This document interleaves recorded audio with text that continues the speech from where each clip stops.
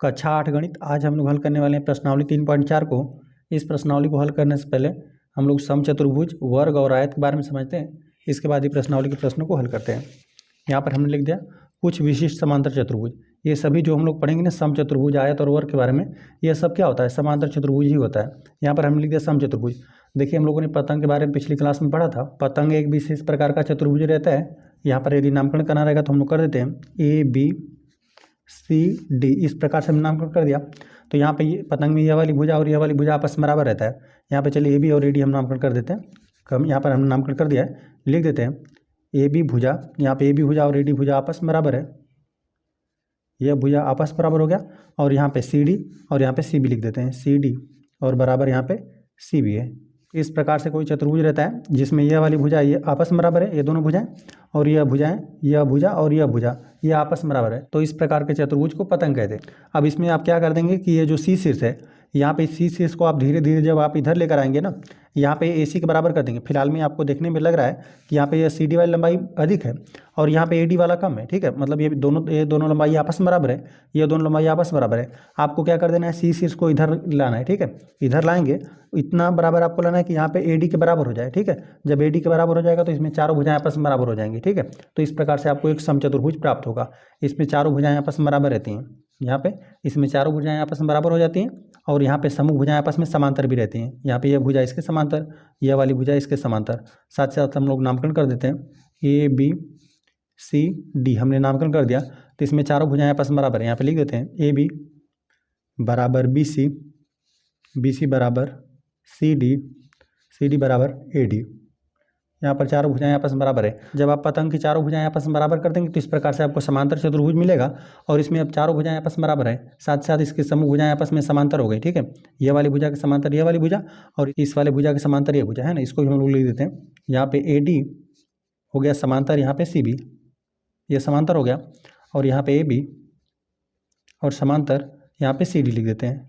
ठीक है, ये आपस में समांतर हो गए और इसमें सभी भुजाएं आपस में बराबर रहेंगे। यह एक ऐसा समांतर चतुर्भुज रहेगा जिसमें चारों भुजाएं आपस में बराबर रहेंगे। तो इस प्रकार से आपको समचतुर्भुज प्राप्त होगा। समचतुर्भुज में क्या रहता है, यदि इसके आप विकर्णों को खींचते हैं तो एक दूसरे को यहाँ पे 90 अंश पे प्रतिच्छेद करते हैं ना।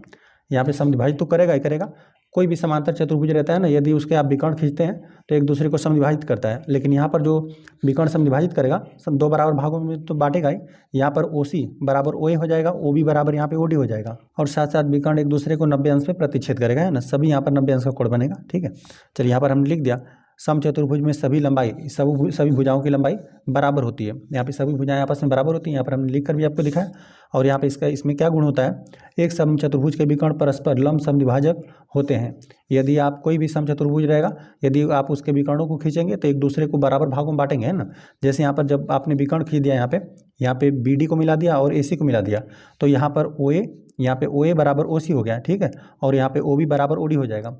यहाँ पे जो भी विकर्ण रहेंगे एक दूसरे को समविभाजित तो कर देंगे, साथ साथ यहाँ पे लंब समविभाजित का मतलब 90 अंश पे प्रतिच्छेद करेंगे एक दूसरे को। ठीक है, तो यहाँ पे समचतुर्भुज के बारे में यह आप जानकारी याद रखेंगे कि इसमें चारों भुजाएं आपस में बराबर रहती हैं। एक समांतर चतुर्भुज तो होता ही, चारों भुजाएं आपस में बराबर रहती हैं। यदि विकर्ण खींचेंगे तो एक दूसरे को लंब समविभाजक करती है, मतलब एक दूसरे को दो बराबर भागों में बांटेंगे, साथ साथ 90 अंश के कोण पे। ठीक है, अब चलिए आयत के बारे में समझ लेते हैं। आयत भी एक समांतर चतुर्भुज ही होता है। इसमें समूह भुजाएं आपस में समांतर रहती हैं। ठीक है, यहाँ पे कोई भी समांतर चतुर्भुज रहता है तो उसमें यह गुण होता है कि कोई भी समांतर चतुर्भुज रहेगा उसमें समूह भुजाएं आपस में बराबर और समांतर रहता है। लेकिन अब आयत में क्या खासियत होता है, कि आयत में खासियत ये होता है कि यहाँ पे इसका प्रत्येक कोण 90 अंश होता है। यहाँ पे इस कोण की भी बात करेंगे, यह सब कोण 90 अंश है। यहाँ पर हम लिख दिया आयत का प्रत्येक कोण समकोण होता है, प्रत्येक कोण 90 अंश हो जाएगा। यहाँ पर इस प्रकार से ABCD, यदि प्रत्येक कोण का नामकरण करना रहेगा तो यहाँ पे लिख देते हैं कोण A बराबर कोण B बराबर कोण C बराबर यहाँ पे कोण D। सब कोणों का वैल्यू कितना, 90 अंश होता है। ठीक है, यह हो गया। आयत के विकर्णों में क्या गुण होता है, आयत के विकर्ण बराबर लंबाई के होते हैं। यदि आप इसके विकर्णों को खींच देंगे ना, यहाँ पर एक आयत हमने बनाया हुआ है, तो यहाँ पे A शीर्ष से और यहाँ पर जब आप C शीर्ष से मिला देंगे इस प्रकार से, चलिए डाट डाट करके ही मिला देंगे इसको, और यहाँ पे B शीर्ष से आप D शीर्ष को मिला देंगे, तो इसमें जो विकर्ण रहेंगे वो आपस में बराबर रहेंगे। जो यहाँ पे AC विकर्ण है ना, AC विकर्ण और यहाँ पे BD विकर्ण, ये आपस में बराबर होता है। AC विकर्ण और यहाँ पे BD विकर्ण तो इसमें आपस में बराबर रहेंगे। और यहाँ पर कोई भी समांतर चतुर्भुज रहेगा, यदि आप उसके विकर्णों को खींच रहे हैं तो एक दूसरे को समविभाजित करेंगे ही करेंगे। यदि यहाँ पर O नामकरण कर देंगे तो यहाँ पे OC बराबर OA हो जाएगा और OB बराबर यहाँ पे OD हो जाएगा। तो यहाँ पे सभी लंबाई आपस में बराबर हो जाएंगी, क्योंकि यहाँ पर ये आपस में बराबर है। ठीक है, AC बराबर यहाँ पे BD है, AC का मध्य बिंदु O हो जाएगा और यहाँ पे BD का भी मध्य बिंदु O है।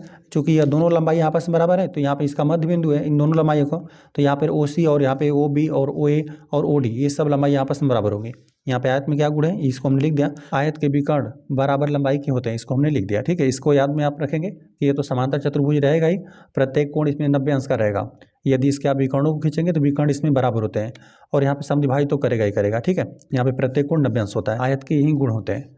चलिए अब हम लोग वर्ग को समझ लेते हैं। वर्ग में क्या रहता है कि यहाँ पे समांतर चतुर्भुज तो रहेगा ही, सम्मुख भुजाएं इसमें समांतर तो रहेंगे ही। ठीक है, यहाँ पे चलिए नामकरण कर देते हैं ABCD।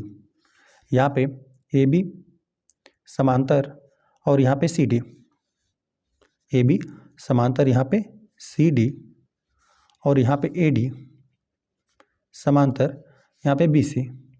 ठीक है, समांतर चतुर्भुज रहेगा तो सम्मुख भुजाएं बराबर और समांतर तो रहेंगे, लेकिन यहाँ पे वर्ग में एक खासियत होता है कि इसका प्रत्येक कोण समकोण होता है, प्रत्येक कोण 90 अंश रहेगा और साथ साथ इसकी सभी भुजाएं आपस में बराबर रहती हैं। यहाँ पर हम लोग लिख देते हैं कोण A बराबर कोण B बराबर कोण C बराबर कोण D बराबर प्रत्येक कोण 90 अंश और साथ साथ सभी भुजाएं आपस में बराबर होती हैं। AB भुजा बराबर BC बराबर CD बराबर AD। वर्ग एक ऐसा समांतर चतुर्भुज होता है जिसमें प्रत्येक भुजा आपस में बराबर रहता है और सभी कोण समकोण होता है। यहाँ पर हमने लिख दिया वर्ग का प्रत्येक कोण समकोण तथा सभी भुजाओं की लंबाई बराबर होती है। और इसमें क्या गुण होता है, वर्ग के विकर्ण एक दूसरे को समकोण पर समविभाजित करते हैं। यदि आप इसके विकर्णों को खींच देंगे ना, यहाँ पर AC विकर्ण को हमने खींच दिया इस प्रकार से AC, और यहाँ पर हम लोग खींच देते हैं BD को। यहाँ पे वर्ग में विकर्णों की लंबाई आपस में बराबर भी रहेगी, साथ ही साथ इसे यदि विकर्णों को आप खींच रहे हैं तो एक दूसरे को समकोण पर समविभाजित करेंगे। यहाँ पे 90 अंश पर एक दूसरे को बराबर भागों में बांटेंगे, साथ साथ समकोण पर 90 अंश के कोण पर एक दूसरे को विभाजित करेंगे। और यहाँ पे सभी कोण आपस में मतलब यहाँ पे सभी, यहाँ पर O हम लोग O नामकरण कर देते हैं यहाँ पर ना, तो यहाँ पे OA OB OC और OD जो यहाँ पे विकर्णों को आधा किया जा रहा है सब आपस में बराबर रहेगा, क्योंकि यहाँ पर AC और यहाँ पे BD की लंबाई भी आपस में बराबर रहेगी। यहाँ पर विकर्ण भी बराबर रहेंगे और यहाँ पे यदि विकर्णों को खींच दे रहे हैं तो एक दूसरे को 90 अंश के कोण पर समविभाजित भी कर देंगे। चलिए बाकी हम लोग आ जाते हैं प्रश्नावली के प्रश्नों पे। प्रश्नावली में आपको पहला प्रश्न दे दिया गया है, बताइए कथन सत्य है या असत्य। आपको ए में बताना है कि सभी आयत वर्ग होते हैं, है ना, इसमें आपको कारण बताना है और बताइए जो कथन दे दिया गया सत्य है कि असत्य। तो चलिए जो यहाँ पर पहला कथन दे दिया गया इसके बारे में हम लोग चर्चा करते हैं।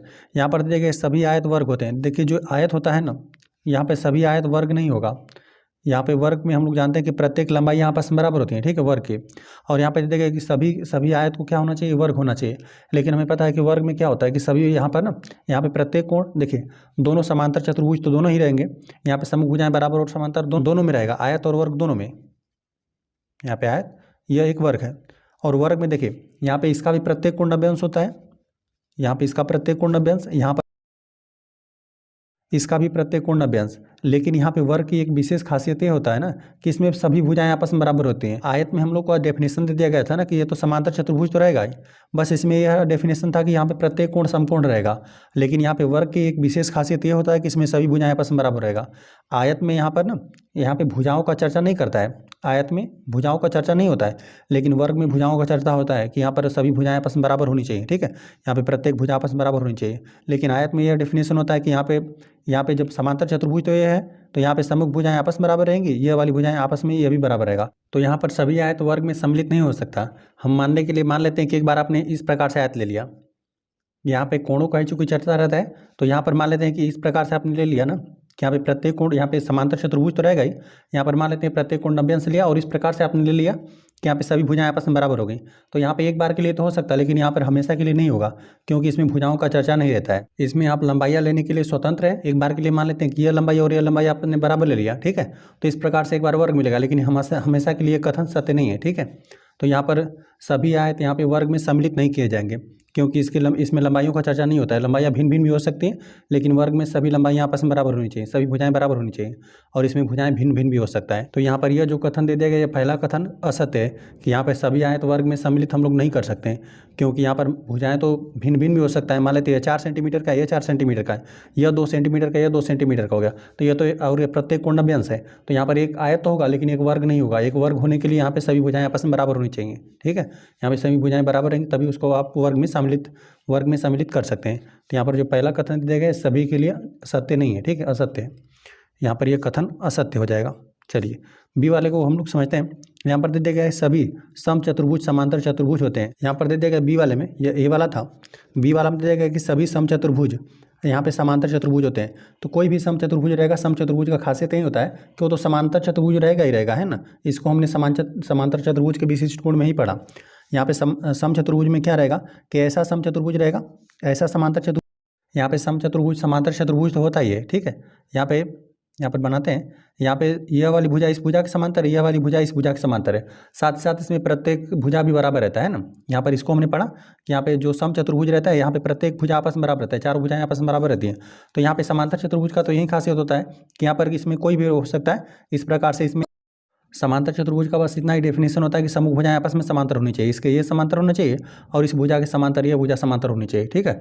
और यहाँ पे समचतुर्भुज का एक विशेषता यह होता है कि यहाँ पे समांतर चतुर्भुज तो होगा ही होगा, और साथ साथ प्रत्येक भुजा आपस में बराबर रहता है। जो यहाँ पे सभी समचतुर्भुज रहेगा, ये सब समांतर चतुर्भुज तो होगा ही, ठीक है।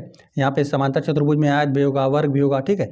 इस प्रकार से जो भी आकृतियाँ रहेंगी ये क्या होगा, समांतर चतुर्भुज रहेगा ही, क्योंकि समचतुर्भुज में समूह भुजाएं आपस में समांतर रहती हैं और इसमें प्रत्येक भुजा भी बराबर रहता है। तो यहाँ पे प्रत्येक भुजा का इस्तेमाल नहीं किया जा रहा है, क्योंकि इसमें समूह भुजाएं आपस में समांतर रहती हैं, तो यह क्या है, एक समांतर चतुर्भुज है, ठीक है। तो यहाँ पर जो यहाँ पे बी वाला कथन दे दिया गया है ना, यह कथन सही है। सी वाले प्रश्न में पूछा है सभी वर्ग समचतुर्भुज और आयत भी होते हैं, इसको आप बताइए। तो यहाँ पर लिख देते हैं सी वाला। देखिए यहाँ पर ना समचतुर्भुज क्या होता है, ऐसा समांतर चतुर्भुज तो रहेगा जिसमें चारों भुजाएं आपस में बराबर रहती हैं। यदि हम यहाँ पर समचतुर्भुज बना दें ना, तो इस प्रकार से हमने बना दिया, तो यहाँ पर समूह भुजाएं आपस में समांतर रहेंगी और प्रत्येक भुजा आपस में बराबर रहेगा, यही हो जाएगा समचतुर्भुज।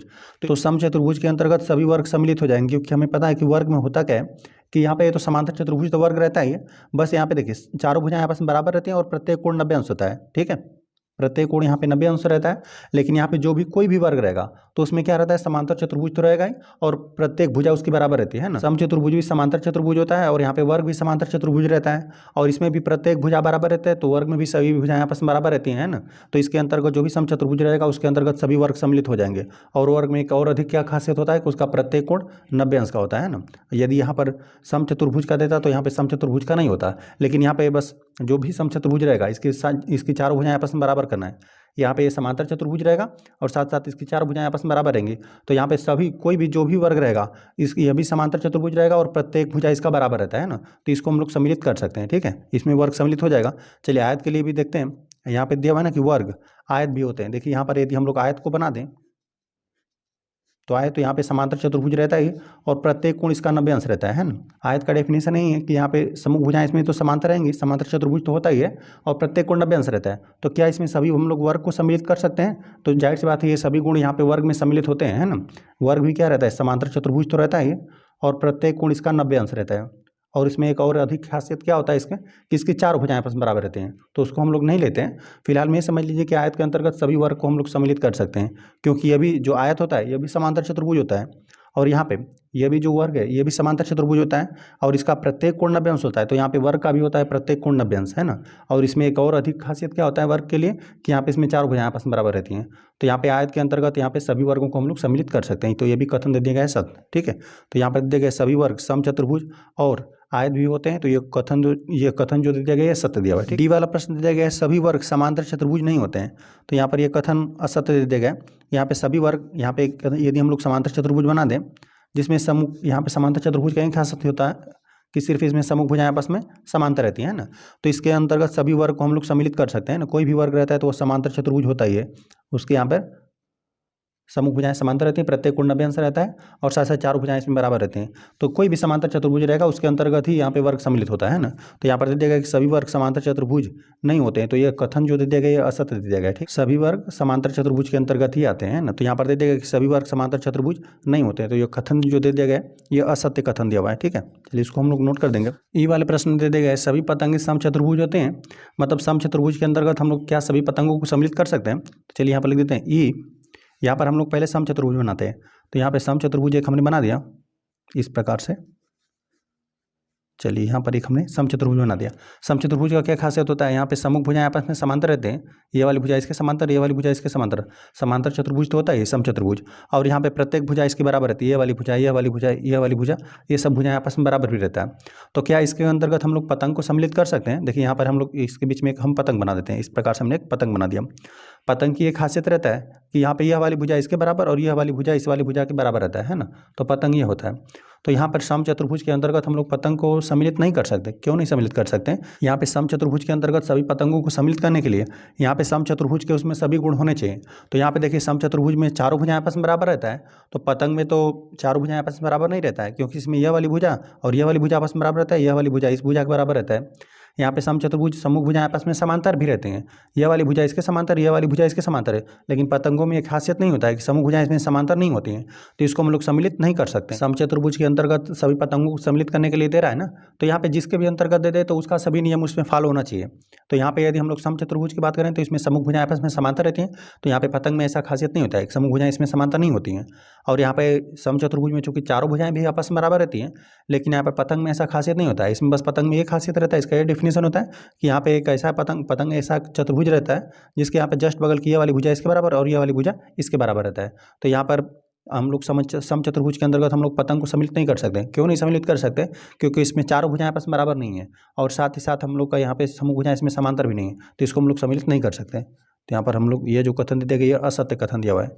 अब आ जाते हैं हम लोग यफ वाले पर। यफ वाले कथन में दिया गया ना कि सभी समचतुर्भुज पतंग होते हैं। तो यहाँ पे पतंग यदि हम लोग इस प्रकार से एक पतंग बना दें ना, इस प्रकार से हमने एक पतंग बना दिया। ठीक है, पतंग में ये वाली भुजा इसके बराबर और यह वाली भुजा इसके बराबर। तो यहाँ पर देखिए कि सभी समचतुर्भुज पतंग भी होते हैं। तो यहाँ पर यदि हम लोग इसके अंतर्गत कोई समचतुर्भुज बनाते हैं, समचतुर्भुज चलिए हम इस प्रकार से बना देते हैं। यहाँ पे इस प्रकार से हमने समचतुर्भुज बना दिया, मतलब है कि यह वाली भुजा इसके समांतर है और यह वाली भुजा इसके समांतर है। साथ साथ इसमें चारों भुजाएं भी आपस में बराबर हैं, यह वाली भुजा, यह वाली भुजा, यह वाली भुजा, यह वाली भुजा, जो भी इसमें चार भुजाएं, चारों भुजाएं आपस में बराबर हैं, समूह भुजाएं आपस में समांतर है। तो क्या हम लोग यहाँ पे जो पतंग है, पतंग के सभी गुण इसमें आएंगे। यहाँ पे जो समचतुर्भुज बनाया हमने इसमें सभी गुण आएगा। तो यहाँ पे देखिए पतंग कह रहा है कि हमारे अंतर्गत उसको हम लोग सम्मिलित कर लेंगे उस आकृतियों को जिसमें यहाँ पे जस्ट बगल की यह वाली भुजा इसके बराबर हो जाए और यह वाली भुजा इसके बराबर हो जाए। ठीक है, तो यहाँ पर कोई भी समचतुर्भुज रहेगा तो इसमें चार भुजाएं आपस में बराबर होती हैं। तो यहाँ पे यह वाली भुजा इसके बराबर भी रहेगा, मान लेते यह वाली भुजा इसके बराबर रहेगा, या फिर आकृति को आप इधर से लेंगे तो चूंकि चार भुजाएं इसमें आपस में बराबर हैं तो यह वाली भुजा इसके बराबर, यह वाली भुजा इसके बराबर। तो यहाँ पर हम लोग पतंग के अंतर्गत सभी समचतुर्भुजों को सम्मिलित कर सकते हैं, क्योंकि इसमें जस्ट बगल की यहाँ पे यह वाली भुजा इसके बराबर, यह वाली भुजा इसके बराबर होनी चाहिए। ठीक है, यह दोनों भुजाएं आपस में बराबर, यह दोनों भुजाएं आपस में बराबर। तो यहाँ पर समचतुर्भुज में चूंकि चारों भुजाएं आपस में बराबर रहती हैं, तो यहाँ पर हम लोग किन्हीं दो भुजाओं को साथ में ले सकते हैं, यह वाली भुजा इसके बराबर तो यह वाली भुजा इसके बराबर, यह वाली भुजा इसके बराबर तो यह वाली भुजा इसके बराबर, क्योंकि इसमें चारों भुजाएं आपस में बराबर रहती हैं। तो यहाँ पे पतंग के अंतर्गत हम लोग समचतुर्भुज को सम्मिलित कर सकते हैं। ठीक है, तो यहाँ पर ये कथन दे दिया गया है सत्य, ये कथन सही है। यहाँ पे जस्ट बगल की दो भुजाएं आपस में बराबर रहेंगी, तो यहाँ पर समचतुर्भुज में एक खासियत होता है। तो यहाँ पर ये जो कथन दे दिया गया है सही दे दिया गया है। ठीक है, इसको हम लोग सत्य नोट कर देंगे। आगे हम लोग यहाँ पे समझ लेते हैं सभी समांतर, यहाँ पे दे दिए गए सभी समांतर चतुर्भुज समलंब होते हैं। तो यहाँ पे यह जी वाला प्रश्न है। तो यहाँ पर हम लोग देख लेते हैं सभी समांतर चतुर्भुज समलंब होते हैं। तो समलंब की हम लोग यहाँ पे एक आकृति बनाते हैं। समलंब इसी प्रकार से रहता है। समलंब की क्या खासियत रहता है, यहाँ पे समूह भुजाओं का एक युग्म समांतर रहता है।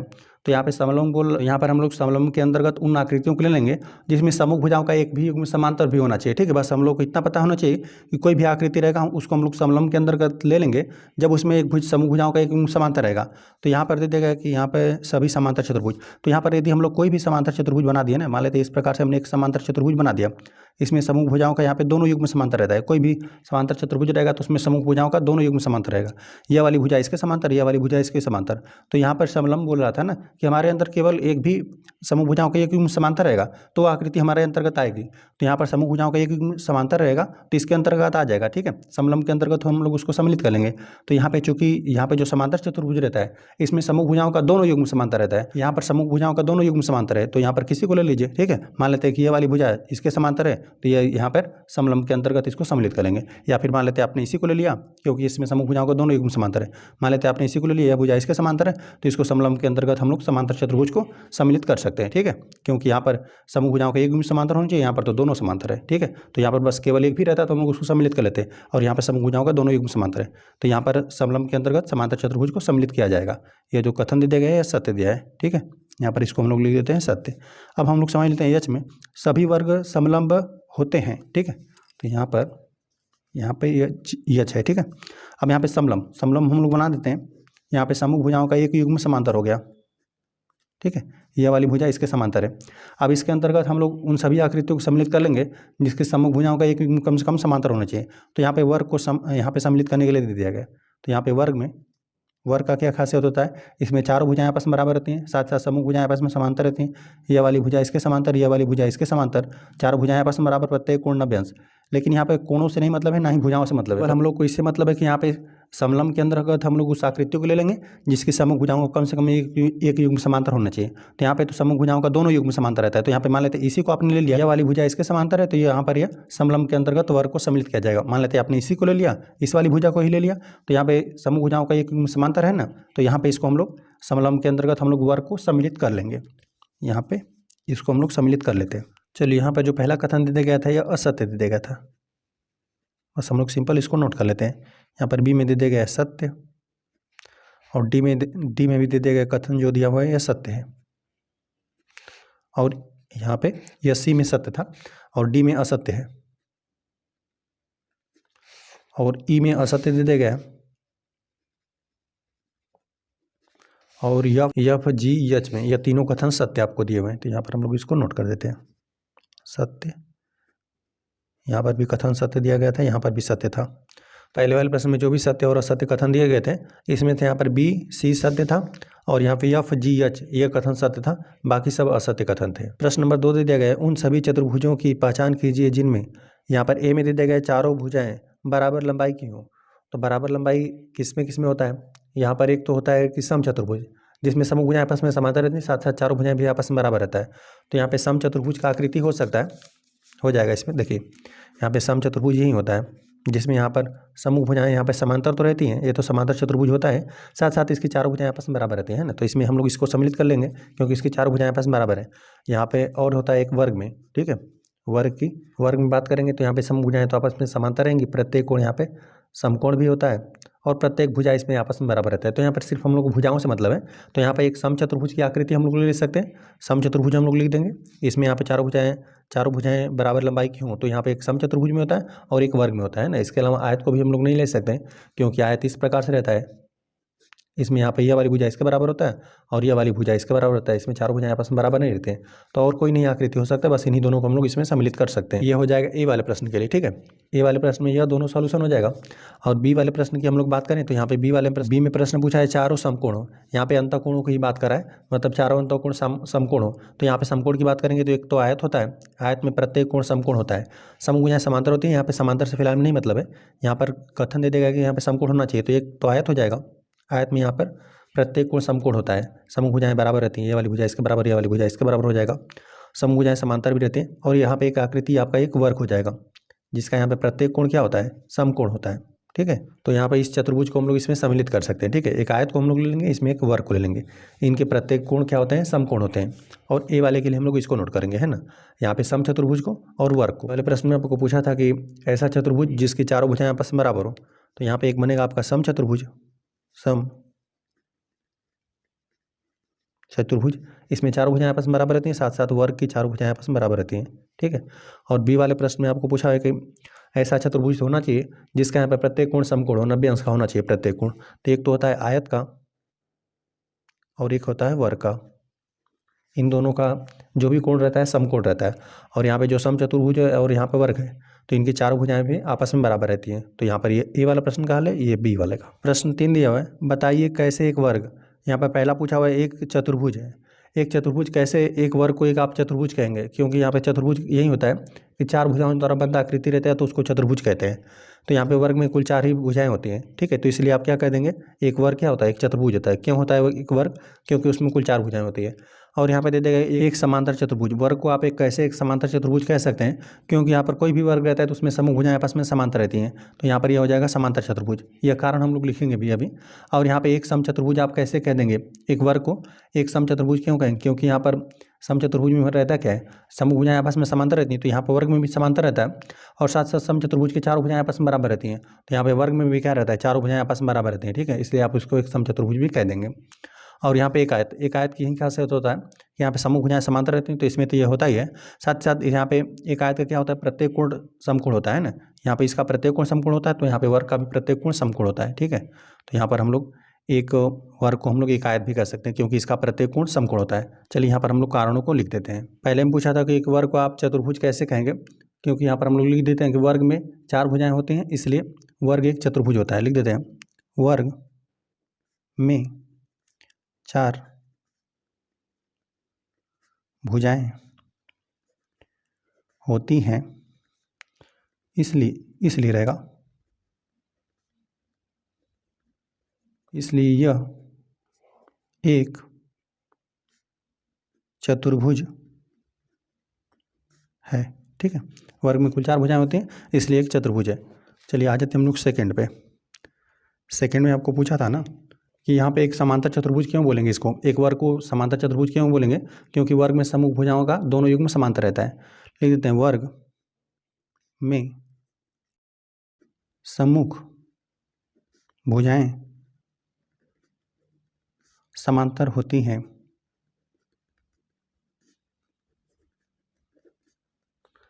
यहाँ पे इसमें जो दोनों युग्म रहता है ना वो समांतर ही रहता है वर्ग में, इसलिए हम लोग इसको समांतर चतुर्भुज कह देते हैं। वर्ग में सम्मुख भुजाएं समांतर होती हैं, इसलिए यह एक समांतर चतुर्भुज है।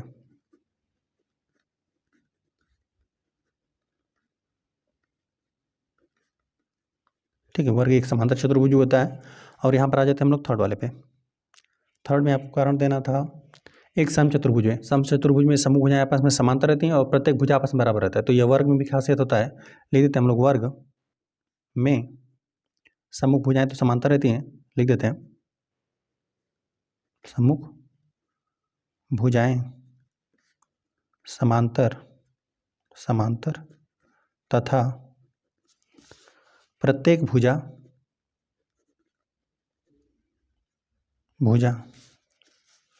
बराबर होती है,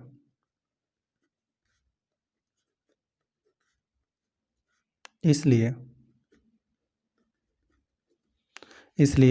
वर्ग एक समचतुर्भुज है, ठीक है। समचतुर्भुज है, ठीक है। समचतुर्भुज का यही खासियत होता है कि कोई भी आकृति को समचतुर्भुज आप कब कहेंगे, जब समूह भुजाएं इसमें समांतर होनी चाहिए और सब प्रत्येक भुजा आपस में बराबर भी हो, ठीक है। समूह भुजाएं समांतर और प्रत्येक भुजा बराबर। तो यहाँ पे वर्ग में भी यही खासियत होता है कि इसमें समूह भुजाएं आपस में समांतर भी रहते हैं तथा प्रत्येक भुजा इसमें बराबर होता है, इसलिए हमने एक वर्ग को एक समचतुर्भुज कह दिया। अब आ जाते हैं हम लोग चौथे कथन पे। मतलब चौथे में पूछा था ना कि एक वर्ग को आप एक आयत कब कहेंगे, तो यहाँ पे एक वर्ग को हम लोग आयत इस प्रकार से कह सकते हैं। आयत में होता क्या है, समूह भुजाएं आपस में समांतर रहती हैं और प्रत्येक कोण समकोण होता है। तो यहाँ पे एक वर्ग में भी यही होता है कि इसमें समूह भुजाएं आपस में बराबर तो रहेंगी, ठीक है। समूह भुजाएं आपस में बराबर रहेगी, इसमें 4 भुजाएं आपस में बराबर होता है हालांकि वर्ग में। तो यहाँ पर बस हम लोग यहाँ पे आयत के सापेक्ष में बात कर लेते हैं कि इसमें समूह भुजाएं वर्ग में बराबर रहती हैं और प्रत्येक कोण समकोण होता है, इसलिए हम लोग इसको एक आयत भी कह देंगे, ठीक है। यहाँ पे लिख देते हैं, वर्ग में सम्मुख भुजाएं, यहाँ पर लिख देते हैं कि वर्ग में समूह भुजाएं समांतर रहती हैं और प्रत्येक कोण समकोण होता है। वर्ग में समूह भुजाएं समांतर रहेंगी समूह भुजाएं तो आपस में ऑटोमेटिक बराबर हो जाएंगी, ठीक है। वर्ग में समूह भुजाएं समांतर तथा प्रत्येक कोण समकोण होता है,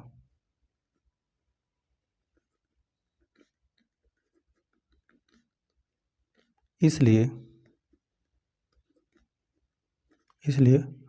वर्ग एक आयत है। ठीक है, आयत की यही खासियत होता है कि समूह भुजाएं आपस में समांतर रहती हैं तथा प्रत्येक कोण समकोण होता है। तो यहाँ पे वर्ग में भी यही होता है कि इसमें भी समूह भुजाएं आपस में समांतर रहते हैं तथा यहाँ पे प्रत्येक कोण समकोण होता है, इसलिए वर्ग भी एक आयत होता है। ठीक है, इस प्रकार से हमने लिख दिया। तो यहाँ पे तीसरा प्रश्न भी आपका हल हो गया। प्रश्न 4 दिया हुआ है, एक चतुर्भुज का नाम बताइए जिसके विकर्णों के बारे में आपको चर्चा करना है। यहाँ पर पहला पूछा हुआ है कि एक दूसरे को समविभाजित करते हैं। समविभाजित मतलब दो बराबर भागों में बांटते हैं। तो देखिए ऐसे सभी समांतर चतुर्भुज हो जाएंगे। देखिए जो भी समांतर चतुर्भुज होता है ना, जैसे यहाँ पर हमने बना दिया समचतुर्भुज। ठीक है, समचतुर्भुज यदि इस प्रकार से बना जिसकी चारों भुजाएं आपस में बराबर रहेंगे, समूह भुजाएं आपस में समांतर ही रहता है, और यदि एक दूसरे को आप प्रतिच्छेदित करते हैं तो दो बराबर भागों में इसे बांट देता है। यह वाला जैसे यहाँ पर प्रतिच्छेद करें एक दूसरे को ना, तो यह वाली लंबाई आपस में बराबर रहेगी, यह वाली लंबाई आपस में बराबर रहेगा, है ना। कोई आयत भी हो सकता है ना। यहाँ पे ये भी समांतर रहता है, ये भी समांतर, और यहाँ पे समूह भुजाएं आपस में समांतर रहती हैं। यदि आप विकर्णों को खींचते हैं ना, तो विकर्ण एक दूसरे को जहाँ पर प्रतिच्छेद करते हैं, आयत में क्या रहता है कि यहाँ पर प्रत्येक कोण तो 90 अंश रहता ही है, और यहाँ पर साथ साथ विकर्ण भी इसके बराबर रहते हैं और दो बराबर भागों में बांटेगी। और इसमें वर्ग भी हो सकता है, यहाँ पे ये इस प्रकार से हो गया, वर्ग भी हो जाएगा। इसके विकर्ण एक दूसरे को प्रतिच्छेद करेंगे, है ना, दो बराबर भागों में समविभाजित कर देंगे, एक दूसरे को बराबर भागों में बांटेंगे। ये वाली लंबाई आपस में बराबर, ये वाली लंबाई आपस में बराबर रहेगा। साथ साथ हमने बताया कोई भी समांतर चतुर्भुज भी हो सकता है। जो कोई भी समांतर चतुर्भुज रहेगा ना, यदि आप उसके विकर्णों को खींचेंगे तो एक दूसरे को दो बराबर भागों में बांटेंगे, समविभाजित करेंगे। ठीक है, यदि विकर्णों को खींचेंगे तब तो ये सब कुछ हो सकता है। समचतुर्भुज हो सकता है आपका, आयत भी हो सकता है, वर्ग भी, और कोई भी समांतर चतुर्भुज। यहाँ पे समांतर चतुर्भुज के सब भाग होते हैं ना। यहाँ पे वर्ग भी क्या होता है, समांतर चतुर्भुज, आयत भी समांतर चतुर्भुज। यहाँ पे समचतुर्भुज भी क्या होता है, एक समांतर ही चतुर्भुज होता है जिसमें समूह भुजाएं आपस में समांतर रहती हैं। ठीक है, तो इन सबको हम लोग नोट कर लेते हैं। यहाँ पर लिख देते हैं आपका ये समचतुर्भुज भी हो सकता है, आयत भी होगा, वर्ग भी होगा, और यहाँ पर हमने बताया समांतर चतुर्भुज।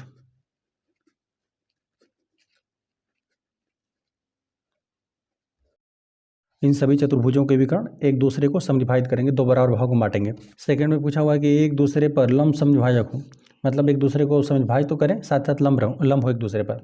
लंब मतलब 90 अंश से प्रतिच्छेद करें एक दूसरे को। तो देखिए इसमें आपका एक वर्ग हो सकता है, और जब हमने समचतुर्भुज के बारे में पढ़ा था, जिसकी यहाँ पर यदि लंबाइयाँ आपस में बराबर है, ठीक है, यहाँ पर इस प्रकार से हम बनाते हैं, यहाँ पे चारों लंबाइयाँ आपस में बराबर है, ये एक समांतर चतुर्भुज ही रहेगा। यहाँ पे समचतुर्भुज क्या होता है, समांतर चतुर्भुज ही रहता है, समूह भुजाएं आपस में समांतर रहती हैं, और साथ ही साथ प्रत्येक भुजा इसमें बराबर रहता है ना, सभी लंबाई आपस में बराबर रहती हैं। यदि आप इनके विकर्णों को खींचते हैं ना, तो एक दूसरे को लंब समविभाजक करते हैं। ठीक है, 90 अंश पे एक दूसरे को प्रतिच्छेद करते हैं। यह वाली लंबाई इस लंबाई के बराबर, साथ साथ यह वाली लंबाई इस लंबाई के बराबर, और एक दूसरे को लंब समविभाजक करते हैं, 90 अंश के कोण पर एक दूसरे को प्रतिच्छेद करते हैं। चलिए, एक ये हो जाएगा आपका समचतुर्भुज हो जाएगा, और एक हो जाएगा आपका वर्ग भी हम यहाँ पर बना देते हैं। वर्ग में क्या रहेगा, समांतर चतुर्भुज तो रहेगा ही, समूह भुजाएं आपस में समांतर रहेगा, और प्रत्येक कोण इसमें समकोण रहता है, और सभी भुजाएं भी आपस में बराबर रहता है। यदि आप इसके विकर्णों को खींचेंगे ना, विकर्ण एक दूसरे को, विकर्ण इसमें भी आपस में जो विकर्णों की लंबाई रहेगी बराबर ही रहेगा, और एक दूसरे को जहाँ पर प्रतिच्छेद करेंगे 90 अंश के कोण पर प्रतिच्छेद करेंगे, है ना। तो यहाँ पर भी विकर्ण एक दूसरे को लंब समविभाजक करते हैं, मतलब 90 अंश के कोण पर प्रतिच्छेद करते हैं। तो एक आपका समचतुर्भुज हो जाएगा इसमें, और एक हो जाएगा आपका वर्ग। ठीक है, आयत के लिए नहीं हो सकता। यदि मान लेते हैं इस प्रकार से आप आयत बना देते हैं, तो इस प्रकार से यदि आप इसके विकर्णों खींच देंगे, विकर्णों की लंबाई बराबर रहेगा, लेकिन यहाँ पे ये जो कोण बनेगा है ना, इसमें 90 अंश नहीं प्राप्त होगा आपको। ठीक है, तो यहाँ पर आपको समचतुर्भुज में रहता है, और यहाँ पे एक वर्ग में। ठीक है, चलिए इसको हम लोग नोट कर लेते हैं। यहाँ पे विकर्णों को जब आप खींचेंगे तो एक दूसरे को लंब समविभाजक करेंगे। ऐसा चतुर्भुज एक समचतुर्भुज होता है, चतुर्भुज, और एक आपका वर्ग होता है। ठीक है, यही हो गया। अब आ जाते हैं थर्ड वाले प्रश्न में। थर्ड वाले प्रश्न में दे दिया गया बराबर हो के लिए, तो हमने बताया आपको यहाँ पर आयत रहेगा, मतलब यहाँ पर आयत में भी यदि हम आयत का इस प्रकार से बना दें आकृति, तो यहाँ पर विकर्ण बराबर होते हैं। यहाँ पे यह वाला विकर्ण, जो यह विकर्ण है, और यहाँ पे यह विकर्ण है, इनकी लंबाई आपस में बराबर रहेगा, है ना।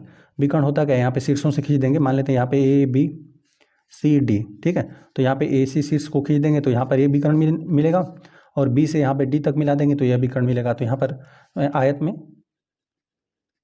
विकर्ण आपस में बराबर रहते हैं, और साथ साथ आपको वर्ग में मिलेगा। ठीक है। वर्ग के यदि आप विकर्णों को इस प्रकार से खींचेंगे, मिलाएंगे शीर्षों को, यहाँ पर विकर्ण आपको एक दूसरे को बराबर ही मिलेंगे। ठीक है, यहाँ पे थर्ड में हम लोग लिख देते हैं, इसमें हम लोग को वे चतुर्भुज लिखना था जिसके विकर्ण आपस में बराबर हो। तो इसमें आपको एक मिलेगा आयत और एक हो जाएगा आपका वर्ग। प्रश्न 5 दिया गया, बताइए एक आयत उत्तल चतुर्भुज कैसे है। तो यहाँ पे उत्तल और अवतल चतुर्भुज के बारे में हमने पिछले क्लासों में चर्चा किया था कि उत्तल और अवतल चतुर्भुज क्या होता है, इसके बारे में हम लोग समझते हैं पहले। उत्तल, यहाँ पे उत्तल चतुर्भुज और यहाँ पर हम लोग लिखते हैं अवतल चतुर्भुज। तो यहाँ पे उत्तल चतुर्भुज में होता है ना, यदि आपने कोई चतुर्भुज बनाया, 4 भुजाओं से बंद आकृति बनाया, यदि आप उसके विकर्ण खींच रहे हैं, विकर्ण अभ्यंतर भाग में मिलना चाहिए, है ना, जिसका जितना उसका क्षेत्रफल हो उसके अंतर्गत ही आपको मिलना चाहिए। जैसे हमने यहाँ पर एक आकृति खींच दिया, चतुर्भुज हमने यहाँ पर एक खींच दिया, यदि आप इसके विकर्ण खींच रहे हैं तो यहाँ पे यदि यहाँ पे विकर्णों को हमने मिला दिया, इसके विकर्ण को भी और इसके विकर्ण को भी, यहाँ पे विकर्णों को हमने दोनों विकर्णों को खींच दिया, तो यहाँ पे देख रहे हैं कि अभ्यंतर भाग में ही मिल रहा है। अभ्यंतर मतलब यहाँ पे जो भी इसका क्षेत्रफल है इसके अंतर्गत ही आपको विकर्ण प्राप्त होंगे। ठीक है, और यहीं बहिर्भाग में मिल जाएगा विकर्ण तो हो जाता है अवतल चतुर्भुज। जैसे एग्जाम्पल के लिए यहाँ पर हमने इस प्रकार से खींच दिया, 4 भुजाओं द्वारा बंद आकृति हमने इस प्रकार से बना दिया। ठीक है, यहाँ पर ये भी 1 2 3 4, यहाँ पे 4 रेखाखंडों द्वारा बंद आकृति, तो एक चतुर्भुज तो है लेकिन यह अवतल चतुर्भुज है। देखिए यहाँ पर यदि आप इसके विकर्णों को खींचेंगे ना तो यहाँ पर आपको देखिए, यहाँ पे इस सिर से मिलाएंगे, एक विकर्ण रहेगा वो ना चतुर्भुज के बहिर्भाग में मिलेगा। ठीक है, जो यहाँ पे क्षेत्रफल है इसका, देखिए यहाँ पे इसका यह अभ्यंतर भाग है, इस चतुर्भुज का यह अभ्यंतर भाग था, लेकिन आपने विकर्ण खींचा तो एक विकर्ण आपको क्या मिल रहा है, बहिर्भाग मिल रहा है। ठीक है, बाहर मिलेगा तो ये सब आता है अवतल चतुर्भुज। ठीक है, और उत्तल चतुर्भुज में वे सभी आकृतियाँ आती हैं जिसके यदि आप विकर्णों को खींचेंगे तो अभ्यंतर भाग में मिलता है ना। यहाँ पे चतुर्भुज के अभ्यंतर मतलब इसके अंदर भाग मिलता है, और किसी चतुर्भुज के विकर्ण को आपने खींचा, यदि बहिर्भाग मिलेगा तो उसे बोल देंगे अवतल चतुर्भुज। ठीक है, तो यहाँ पर आयत का इसी प्रकार से आपको प्राप्त होता है। देखिए यदि हम आयत को बना देना, इसी प्रकार से रहता है, सम्मुख भुजाएं आपस में समांतर तो रहती हैं और साथ साथ सम्मुख भुजाएं बराबर होती है। ये वाला भुजा इस भुजा के बराबर और यह वाला भुजा इस भुजा के बराबर, और साथ साथ यदि आप इसके विकर्णों को खींचें, ठीक है, विकर्णों के हिसाब से आप बताते हैं, यहाँ पर विकर्ण इस प्रकार से हमने खींच दिया। ठीक है, जब इसके विकर्णों को हमने खींचा तो देख रहे हैं ना कि जो भी विकर्ण है ये अभ्यंतर भाग में ही मिल रहे हैं। ठीक है, यहाँ पर आयत के विकर्णों को खींचने पर ये अभ्यंतर भाग में ही मिल रहे हैं। ठीक है, इस बात का आप ध्यान में रखेंगे, अभ्यंतर। ठीक है, यहाँ पर विकर्ण को खींचेंगे तो सभी विकर्ण आपको अभ्यंतर भाग में ही मिलने चाहिए, और यहाँ पे जो भी अवतल चतुर्भुज रहता है उसमें यदि कोई भी एक विकर्ण भी क्या हो जाएगा, अब बहिर्भाग में स्थित होगा। ठीक है, यहाँ पे लिख देते हैं, कम से कम चतुर्भुज का एक विकर्ण आपको बहिर्भाग में मिलने लगेगा। तो इस प्रकार से जो भी चतुर्भुज रहेगा उसे अवतल चतुर्भुज बोल देंगे, और उत्तल चतुर्भुज के लिए जो भी विकर्ण रहेंगे सब अभ्यंतर भाग में ही स्थित होना चाहिए। तो उत्तल चतुर्भुज हम लोग उन्हीं चतुर्भुजों को बोलेंगे जिनके सभी विकर्ण चतुर्भुज के अभ्यंतर भाग में ही स्थित हो। ठीक है, तो यहाँ पर अभ्यंतर भाग में स्थित है, तो यहाँ पर आयत क्या हो जाएगा, आयत एक उत्तल चतुर्भुज हो जाएगा। तो हम लिख देते हैं कि आयत के दोनों विकर्ण आयत के अभ्यंतर भाग में स्थित होते हैं, इसलिए जो आयत होता है वह एक उत्तल चतुर्भुज होता है। ठीक है, बस इतना ही सिंपल आपको लिख देना है। लिख देते हैं आयत के दोनों विकर्ण इसके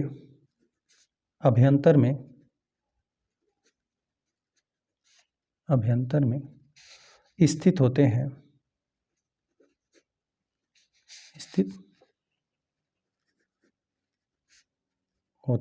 ठीक है, आयत के दोनों विकर्ण इसके अभ्यंतर भाग में स्थित होते हैं, इसलिए आयत क्या कहलाता है, उत्तल चतुर्भुज कहलाता है। प्रश्न 6 दिया हुआ है, ABC एक समकोण त्रिभुज है और O समकोण की सम्मुख भुजा का मध्य बिंदु है। जो यहाँ पे ABC यहाँ पर दिख रहा है ना, एक समकोण त्रिभुज है, यहाँ पे ABC लिखा है, मतलब यहाँ पर जो कोण बना है पूरा ना, ये 90 अंश का कोण है। ठीक है, समकोण त्रिभुज है और O समकोण की सम्मुख भुजा का मध्य बिंदु, यहाँ पे जो समकोण है इसके सम्मुख भुजा ही है AC का मध्य बिंदु आपको O दे दिया गया है। बताइए कैसे O बिंदु A B तथा C से समान दूरी पर स्थित है। हमें यही बताना है कि जो O बिंदु है, यहाँ पर जो यहाँ पे ABC त्रिभुज था, इसका यहाँ पे सम्मुख भुजा AC दे दिया गया है और इसका मध्य बिंदु O दे दिया गया है। तो यहाँ पर बोला है कि O, यहाँ पे बिंदु A और यहाँ पे B और यहाँ पे C, इन तीनों बिंदुओं से ये दूरी समान दूरी है। मतलब यहाँ पे OA बराबर, मतलब यहाँ पे OB बराबर OA बराबर आपको OC, यही आपको बताना है। इस समान दूरी पर स्थित है।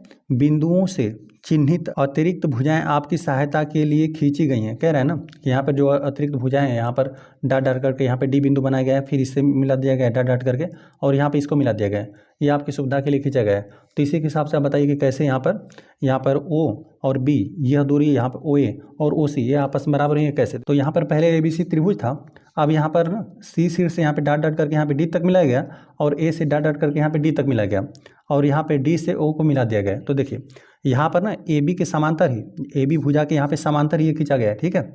यहाँ पे जो CD खींचा गया है, यहाँ पे AB की समांतर खींचा गया है, और यहाँ पे BC के समांतर यहाँ पर आपका AD खींचा गया है। तो ABCD आपका क्या हो जाएगा, समांतर चतुर्भुज। यहाँ पे ABCD एक समांतर चतुर्भुज हो जाएगा, और एक कोण जब 90 अंश है तो यहाँ पे प्रत्येक कोण इसका समकोण हो जाएगा। तो इस प्रकार से आपको एक आयत का निर्माण होगा। देखिए यहाँ पे AB के समांतर या CD हो गया, और यहाँ पे BC के समांतर AD हो गया। तो ये समांतर चतुर्भुज तो हो गया। अब एक कोण यहाँ पर 90 अंश, क्योंकि यहाँ पर पहले दिया गया कि समकोण त्रिभुज है, और यहाँ पे AB जो है यहाँ पे इसके समांतर ही खींचा गया है। हमें पता है कि कोई भी समांतर चतुर्भुज रहता है ना, तो उसके आसन्न कोणों का योगफल समपूरक होता है, 180 अंश होता है कोण। तो यहाँ पे ये 90 अंश, तो यह भी आपका 90 अंश हो जाएगा, ठीक। यहाँ पर यह कोण 90 अंश, तो यह भी कोण आपका 90 अंश हो जाएगा, यह भी 90 अंश हो जाएगा। इस प्रकार से आपका एक आयत का ही निर्माण होगा। और आयत में आपको पता है कि जो भी विकर्ण रहते हैं आपस में बराबर लंबाई के होते हैं। यहाँ पे BD की लंबाई और यहाँ पे AC की लंबाई भी आपस में बराबर है।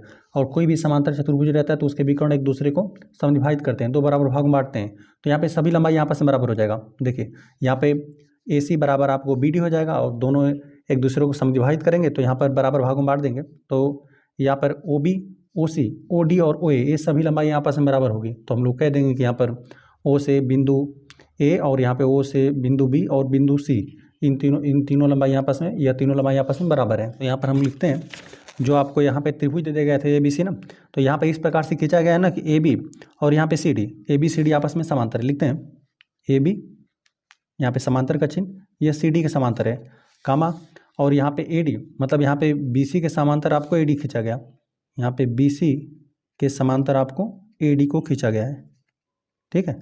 और आपको देखिए चूँकि यहाँ पे आपको दे दिया गया कि ABC जो था यहाँ पर एक समकोण त्रिभुज था। जब यहाँ पर यह कोण 90 अंश, तो आसन्न कोणों का योगफल 180 अंश होता है। कोई भी समांतर चतुर्भुज रहता है तो यह कोण, मतलब एक कोण भी 90 अंश का हो गया, तो ये आपको एक आयत ही प्राप्त होगा।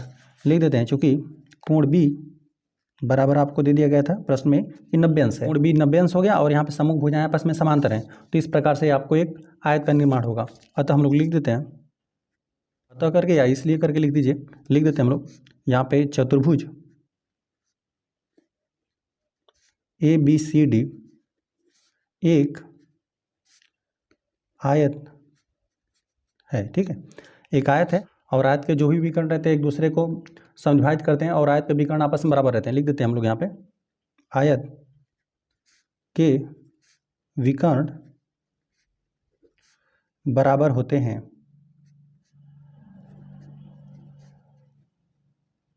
तो यहाँ पे विकर्ण जो है AC और यहाँ पे BD, AC बराबर BD, यह दोनों आपस में विकर्ण बराबर है। और कोई भी समांतर चतुर्भुज रहता है तो उसके विकर्ण एक दूसरे को समविभाजित भी करते हैं, दो बराबर भागों में बांटते हैं। यहाँ पर हम लिख देते हैं कि आयत के विकर्ण परस्पर समविभाजित करते हैं। लिख देते हैं, आयत के विकर्ण परस्पर समविभाजित करते हैं। कोई भी समांतर चतुर्भुज रहेगा, समांतर चतुर्भुज के विकर्ण एक दूसरे को समविभाजित करते हैं। यहाँ परस्पर समविभाजित करते हैं, ठीक है। और हमें पहले ही पता है कि यहाँ पर AC बराबर BD है, मतलब मान लेते हैं यदि यह 2 सेंटीमीटर है तो यह भी 2 सेंटीमीटर है, ठीक है। दोनों लंबाई, दोनों विकर्ण आपस में बराबर है। यह 2 सेंटीमीटर तो यह 2 सेंटीमीटर है। तो यदि आप उसको समविभाजित करेगा, मतलब दो बराबर भागों में बांटेगा, यह 2 सेंटीमीटर था तो यह भी 1 सेंटीमीटर हो जाएगा, यह भी 1 सेंटीमीटर, और पहले यह 2 सेंटीमीटर था तो यह भी 1 सेंटीमीटर, यह भी 1 सेंटीमीटर हो गया, है ना। तो यहाँ पर इससे आपको ये पता चला कि OA OB ये सब, यहाँ पे OA OB OC और OD ये सभी लंबाई आपस में बराबर हैं। आयत के विकर्ण परस्पर समविभाजित करते हैं, तब लिख देते हैं यहाँ पे OA बराबर OB बराबर OC बराबर OD, ये सभी लंबाई आपस में बराबर रहेगा। और यही हम लोग को बताना था, है ना। OA बराबर OB बराबर OC बराबर OD हो गया, ठीक है। तो OD को छोड़ दीजिए, फिलहाल में हम लोग को एक त्रिभुज की ही चर्चा करना था। तो यहाँ पर देखिए OA और OB और OC यह तीनों लंबाई आपस में बराबर ही हो जाएगा। तो हम लिख देते हैं कि O से यहाँ पे ABC इन तीनों शीर्षों की दूरी आपस में बराबर है या फिर समान है, ठीक है। यहाँ पर हमने सिद्ध करके भी आपको दिखाया है ना कि किस प्रकार से यह हो रहा है। अतः AC के मध्य बिंदु जो दे दिया गया था प्रश्न में, AC के मध्य बिंदु O से बिंदु A, B तथा C, चलिए यही लिख देते हैं, तथा C समान दूरी पर स्थित है, समान दूरी पर स्थित हैं, और यही आपको बताना था। इस प्रश्नावली में कुल 6 ही प्रश्न थे, 6 प्रश्न हल हो गए। वीडियो पसंद आए तो वीडियो को लाइक कर दीजिए। यदि चैनल पर नए हैं तो कृपया चैनल को सब्सक्राइब कर दीजिए।